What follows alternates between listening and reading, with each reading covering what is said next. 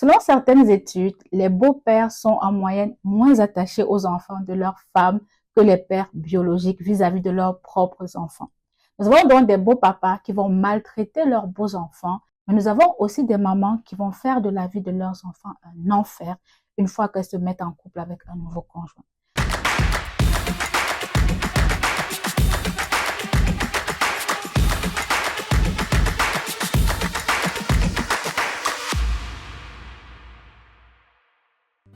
Bonjour à tous et bienvenue sur Mental Science. Des chercheurs comme Laurence Berger, qui est un professeur en travail social, ont passé en revue les principales théories qui expliquent les relations entre les beaux-parents et les beaux-enfants. Selon donc ces études et d'un point de vue évolutif uniquement, les investissements des hommes dans la vie des enfants sont influencés par les liens génétiques qu'ils ont avec eux. Qu'est-ce que ça veut dire? Les pères biologiques peuvent également s'attendre à ce que leurs enfants s'occupent d'eux pendant leur vieillesse, alors que les beaux-pères ne partagent pas forcément ces attentes vis-à-vis de leurs beaux-enfants.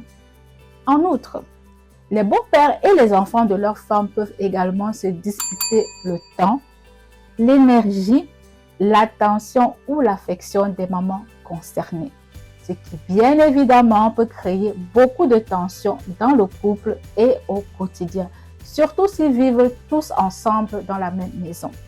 Tous ces éléments suggèrent que les pères biologiques peuvent faire des investissements de meilleure qualité dans la vie de leurs enfants, contrairement aux beaux-papas. Par conséquent, ces derniers auraient une probabilité plus élevée de maltraiter physiquement et psychologiquement les enfants qui ne sont pas les leurs. Bien évidemment, il s'agit de probabilités et c'est à prendre au cas par cas. Les études qui ont été faites sur le sujet ne disent pas que tous les beaux-pères se comportent de cette manière-là. Il faut toujours garder à l'esprit qu'on parle d'un échantillon précis dans un pays donné. Il y a bien évidemment des papas ou des beaux-papas qui sont formidables, aimants et investis dans la vie de leurs beaux-enfants. D'autres chercheurs encore comme Martin Daly, qui est un éminent professeur en psychologie, suggèrent également que la part des ressources de la nouvelle famille qui sera investie dans les enfants issus d'unions antérieures est une source de discorde dans le couple. Autrement dit, la prise en charge des enfants qui ne sont pas communs va constituer une source de conflit conjugal beaucoup plus importante dans les familles recomposées que dans celles où les enfants sont issus des deux parents. On aura donc des questions du genre, mais pourquoi est-ce que le budget familial doit inclure les frais et les dépenses de tes enfants? Je ne vois pas pourquoi je dois payer pour eux, je ne suis pas leur mère, je ne suis pas leur père. Ou alors, je ne suis pas d'accord pour payer pour des enfants qui ne sont pas les miens. Débrouille-toi avec leur papa ou avec leur maman. Et parfois encore, il y en a qui vont même vous dire, je ne suis pas d'accord que mon mari ou ma femme contribue dans notre couple, un peu moins parce qu'elle a des charges externes vis-à-vis de ses autres enfants, elle devrait régler ça avec son ex-conjoint. Vous voyez que la question de la gestion et la répartition des ressources financières peut causer un problème dans les familles recomposées et nuire justement à la bonne entente entre les beaux-parents et les beaux-enfants. Et ces conflits-là vont justement augmenter un risque de divorce et de violence entre des époux également. Toutefois, il y a d'autres recherches qui montrent également que malgré le risque élevé de maltraitance de la part des beaux-papas, il a été constaté que les mères elles-mêmes sont parfois susceptibles de maltraiter leurs enfants si leur partenaire est un beau-père. Oui, il n'y a pas que les hommes qui maltraitent leurs enfants quand ils se mettent avec quelqu'un d'autre. Il y a aussi des mamans qui le font. Elles vont donc maltraiter leurs enfants face à leur nouveau mari ou à leur nouveau conjoint. Les recherches prennent parfois l'exemple des mères célibataires qui vont se marier et qui, lors de ce mariage, vont avoir accès à des avantages financiers ou sociaux.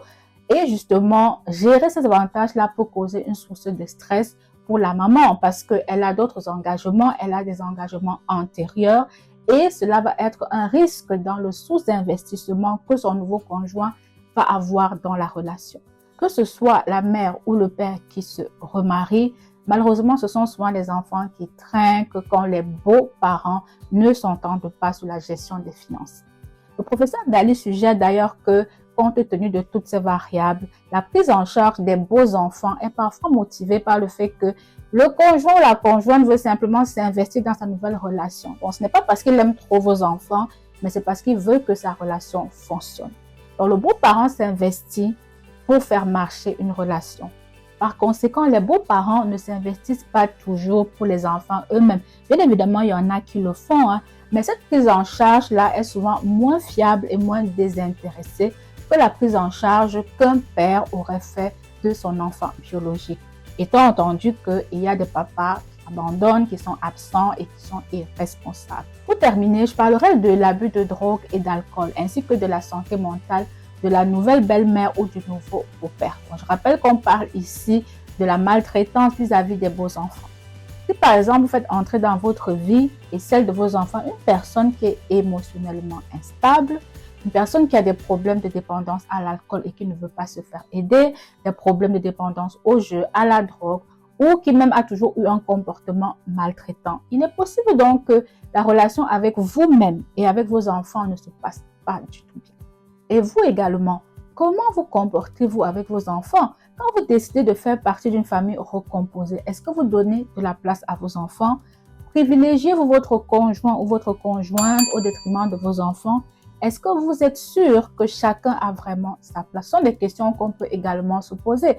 Parce qu'on a vu des parents qui, une fois mis en couple avec quelqu'un d'autre, délaissaient complètement leurs propres enfants pour s'occuper très bien du nouveau conjoint ou de la nouvelle conjointe et des enfants que ces derniers ont même eu avant de les rencontrer. Et tout ceci au détriment de leurs propres enfants, donc de leurs enfants biologiques. Donc, ils abandonnent leurs enfants à leur sort, mais ils sont de très bons parents pour les enfants du conjoint ou de la conjointe. Je note aussi ici qu'il y a des cas où, malgré les efforts des parents, des beaux-parents, les enfants vont rejeter énergiquement le beau-père ou la belle-mère, aucune relation ne sera possible. Donc parfois, ce n'est pas la faute des parents, mais les enfants eux-mêmes ne veulent pas de relation avec les beaux-parents. Bref, on va sûrement y revenir plus tard. En attendant, dites-moi ce que vous en pensez en commentaire. La maltraitance des beaux-parents vis-à-vis de leurs beaux-enfants, la maltraitance des beaux-pères ou des belles-mères vis-à-vis des enfants qui ne sont pas les leurs, quelles sont les conséquences sur la vie des enfants, sur la santé mentale des enfants? Bien en commentaire et en attendant, à très bientôt.